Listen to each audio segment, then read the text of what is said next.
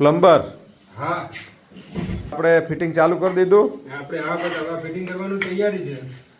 એવું છે તો હવે આમાં બાથરૂમમાં શું લગાડવાથી ફાયદો થાય, કઈ પાઇપ લગાડવાથી સારું રહે? એવો પહેલા તો આપણે એક ડાયવેટર લાગશે આ બાથરૂમમાં. જી બરોબર.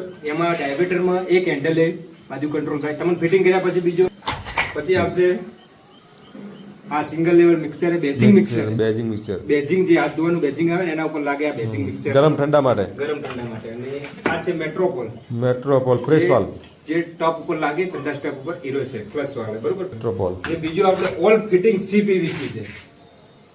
ફિટિંગ CPVC ઓલ કર્યાથી શું ફાયદો થાય? ઓલ કરવાથી કે આ બધું આપણે ગરમ ઠંડાનું સિસ્ટમ લાગવાની છે. હા. કારણ કે મિક્સ થઈને ઠંડામાં થોડા ઘણું પાણી આવે તો વધુ છોડે નહીં. એટલે ફાયદો એ થાય ઠંડાનું પોઈન્ટ હોય તો ગરમ પાણીથી છૂટવાની સંભાવના છોડી દે તો લીકેજ થવાની સંભાવના રહે. હોમો કોર દે લીકેજ થવાની સંભાવના નહીં રહે.